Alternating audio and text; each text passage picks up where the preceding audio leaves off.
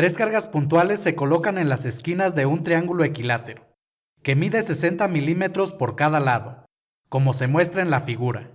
Y nos preguntan, ¿cuál es la magnitud y dirección de la fuerza resultante que actúa sobre la carga 3? Primero vamos a escribir la información que nos proporcionan. Entonces, si observamos, la magnitud de las cargas son 6, 4 y 12 microcoulombs respectivamente.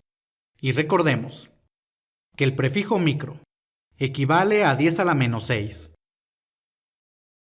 Por lo tanto, en cada una de las cargas, en lugar de escribir microcoulombs, escribimos 10 a la menos 6 coulombs. Además, nos dicen que cada lado del triángulo es igual a 60 milímetros. Es decir, 60 por 10 a la menos 3 metros. Ya que el prefijo mili equivale a 10 a la menos 3. Y con esta información, nos piden determinar la magnitud del vector resultante, que actúa sobre la carga 3, y también la dirección de este vector. Ahora, para determinar lo que nos piden, primero vamos a calcular la magnitud de la fuerza electrostática entre las cargas 1 y 3, y también entre la carga 2 y 3. Y para calcular cada una de estas fuerzas, vamos a utilizar la siguiente expresión, en donde F es la magnitud de la fuerza electrostática, K es una constante, y tiene este valor. Q1 y Q2 son la magnitud de las cargas, y R la separación entre ellas. Continuamos, y comenzamos a calcular la magnitud de la fuerza electrostática entre las cargas 1 y 3, usando esta expresión. Por lo tanto, solo vamos a sustituir los datos. Y a esta fuerza la vamos a llamar F subíndice 1, igual a la constante K, es decir, 9 por 10 a la 9, Newton por metro cuadrado, entre coulomb al cuadrado, que multiplica a la carga Q mayúscula subíndice 1, que en este caso es igual a la carga Q minúscula subíndice 1, es decir, 6 por 10 a la menos 6 coulombs, y que multiplica a la carga Q mayúscula 2, la cual, en este caso, es igual a la carga Q minúscula 3, es decir, 12 por 10 a la menos 6 coulombs. Entre la distancia que separa las cargas elevado al cuadrado, es decir, 60 por 10 a la menos 3 metros, elevados al cuadrado. Ahora realizamos esta operación en nuestra calculadora y comenzamos escribiendo la fracción. Y en el numerador, 9 por 10 con exponente 9, multiplicado por 6 por 10 con exponente menos 6.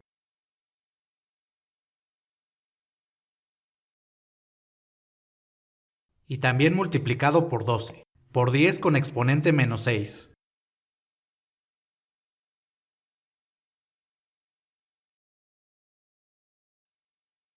Entre 60 por 10 a la menos 3.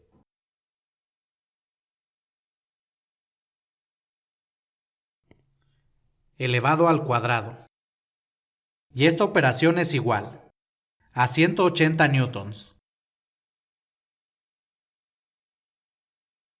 Y nos queda esta unidad, ya que si observamos, en el numerador de nuestra fracción, al multiplicar coulomb por coulomb, nos queda coulomb al cuadrado, y se cancela con coulomb al cuadrado que se encuentra en el denominador de esta fracción. Y también, en el numerador y en el denominador de esta fracción, vamos a tener unidades de metros al cuadrado. Por lo tanto, estas se cancelan. Y solo nos queda la unidad newton. Por lo tanto, la magnitud de la fuerza electrostática entre la carga 1 y 3 es de 180 newtons. Continuamos. Ahora vamos a calcular la magnitud de la fuerza electrostática entre las cargas 2 y 3. Y para eso, sustituimos los datos en esta expresión.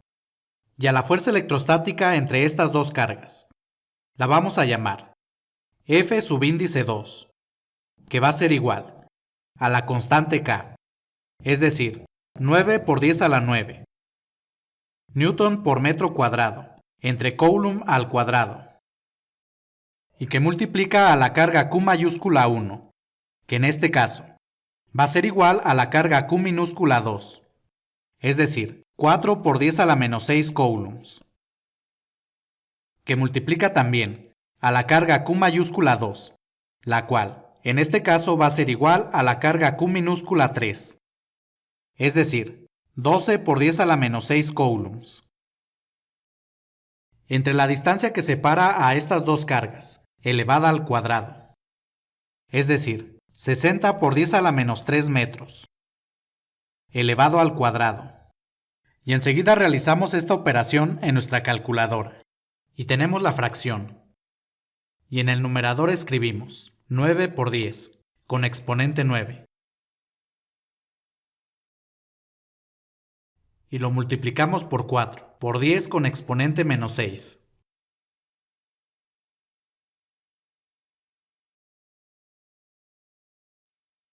Y también por 12, por 10 con exponente menos 6.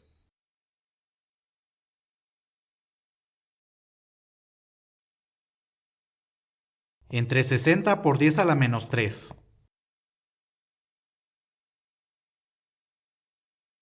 Elevado al cuadrado. Y esta operación es igual a 120 newtons. Por lo tanto, la magnitud de la fuerza electrostática entre las cargas 2 y 3 es de 120 newtons. Continuamos. Ahora para calcular la magnitud del vector resultante que actúa sobre la carga 3. Vamos a analizar la dirección de las fuerzas que actúan sobre esta carga. Y las vamos a representar en un diagrama de cuerpo libre. Y comenzamos a analizar la fuerza entre las cargas 1 y 3. Entonces, si observamos, estas dos cargas son de signos opuestos. Por lo tanto, la fuerza electrostática entre estas dos cargas es de atracción. Es decir, la fuerza que va a sentir la carga 3 debido a la carga 1 apunta hacia la izquierda. Además recordemos que a esta fuerza le llamamos F subíndice 1. Continuamos. Ahora para las cargas 2 y 3. Si observamos, estas dos cargas son del mismo signo. Por lo tanto, la fuerza electrostática entre estas dos cargas es de repulsión. Es decir, la dirección de la fuerza electrostática entre estas dos cargas va de la siguiente manera. Y el ángulo que forma este vector con respecto a la horizontal es de 60 grados, ya que este ángulo y este otro son iguales, por ser opuestos por el vértice, y debido a que los ángulos internos de un triángulo equilátero son iguales a 60 grados. Además, recordemos que a la fuerza electrostática entre las cargas 2 y 3 le llamamos F subíndice 2. Ahora, ya que tenemos representados los vectores, los vamos a descomponer en sus componentes rectangulares. Y comenzamos a descomponer al vector F1. Entonces, si observamos, este vector se encuentra totalmente sobre el eje X, por lo tanto solo tiene esa componente. Es decir, la componente en X del vector F1 es igual a menos la magnitud del vector. Y el signo negativo es debido a que este vector apunta hacia la parte negativa del eje X. Pero la magnitud del vector F1 es igual a 180 newtons. Continuamos. Y la componente en Y de este vector es igual a 0. Ahora vamos a descomponer al vector F2 en sus componentes rectangulares. Y tenemos que la componente en X del vector F2 es igual a la magnitud del vector, que multiplica al coseno de 60 grados, ya que esta componente es el cateto adyacente al ángulo de 60 grados. Además, esta componente es positiva, ya que apunta hacia la parte positiva del eje X. Pero la magnitud de este vector es igual a 120 newtons. Y lo multiplicamos por el coseno de 60 grados. Ahora realizamos esta operación en nuestra calculadora. Y tenemos 120, que multiplica al coseno de 60 grados. Y esto es igual a 60 newtons. Y por otro lado tenemos la componente en y del vector f2 igual a la magnitud del vector, que multiplica al seno de 60 grados, ya que esta componente es el cateto opuesto al ángulo de 60 grados. Además, como esta componente apunta hacia la parte negativa del eje y, esta cantidad es negativa, y escribimos el signo negativo. Y sustituimos los datos, y tenemos menos la magnitud del vector f2, es decir, 120 newtons, que multiplica al seno de 60 grados. Y realizamos esta operación en nuestra calculadora, y tenemos menos 120, que multiplica al seno de 60 grados. Y esto es igual a menos 103.9 newtons, redondeado a un decimal.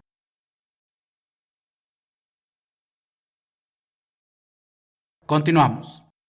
Ahora vamos a calcular la componente en x del vector resultante y también la componente en y, las cuales están dadas por las siguientes expresiones. La componente en x del vector resultante es igual a la suma de las componentes en x de todos los vectores, y la componente en y del vector resultante es igual a la suma de las componentes en y de todos los vectores. Y calculamos cada una de estas componentes. Y tenemos la componente en x del vector resultante igual a la suma de las componentes en x de todos los vectores, es decir, la componente en x del vector f1 más la componente en x del vector f2. Pero la componente en x del vector f1 es igual a menos 180 newtons. Y la componente en x del vector f2 es igual a 60 newtons. Y al realizar esta operación, es igual a menos 120 newtons. Seguimos. Ahora calculamos la componente en y del vector resultante, que es igual a la suma de las componentes en y de todos los vectores, es decir, la componente en y del vector f1 más la componente en y del vector f2. Pero la componente en y del vector f1 es igual a 0, y la componente en y del vector f2 es de menos 103.9 newtons.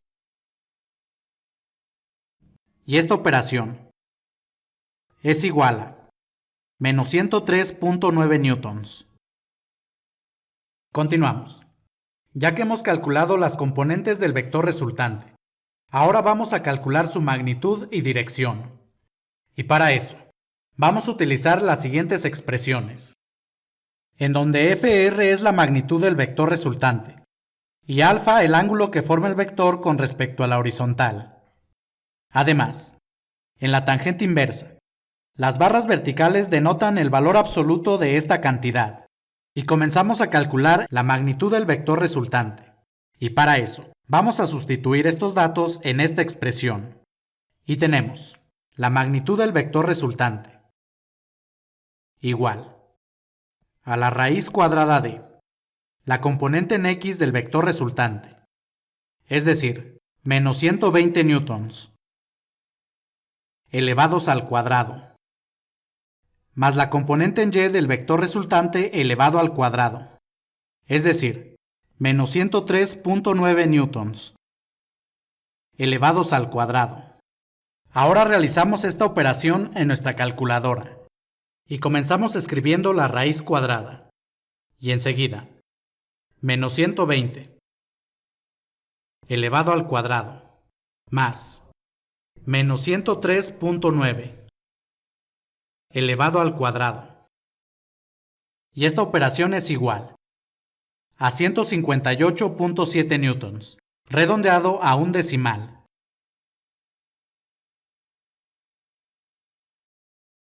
Ahora vamos a calcular el ángulo que forma el vector resultante con respecto a la horizontal. Y para eso, sustituimos los datos en esta expresión. Y tenemos que el ángulo es igual a la tangente inversa de el valor absoluto de la componente en y del vector resultante, es decir, menos 103.9 newtons, entre la componente en x del vector resultante, que es igual a menos 120 newtons. Y si observamos, tenemos unidades de newtons en el numerador y en el denominador de esta fracción. Por lo tanto, estos se cancelan. Y por otro lado, tenemos la división de los signos. Menos entre menos es igual a más. Y el valor absoluto de una cantidad positiva es la misma cantidad. Y enseguida realizamos esta operación en nuestra calculadora. Entonces, como queremos escribir la tangente inversa, presionamos Shift y después el botón de la tangente, ya que en ese botón se encuentra la tangente inversa. Ahora escribimos la fracción y en el numerador 103.9 entre 120.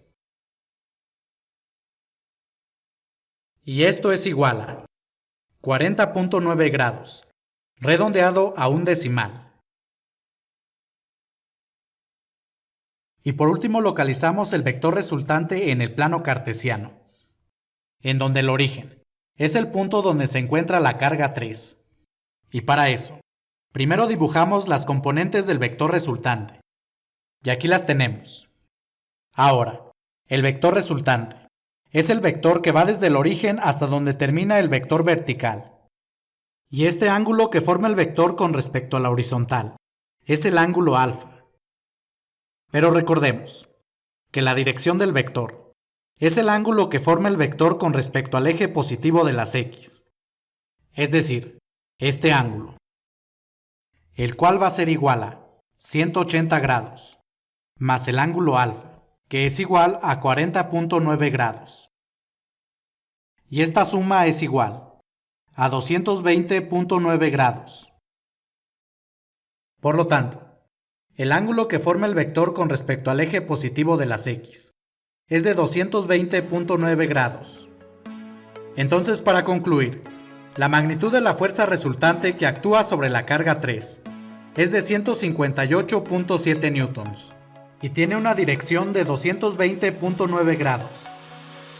Bien amigos, gracias por visitarnos. Si te gustó este video, suscríbete y compártelo. Más de este tema en virtual.lat.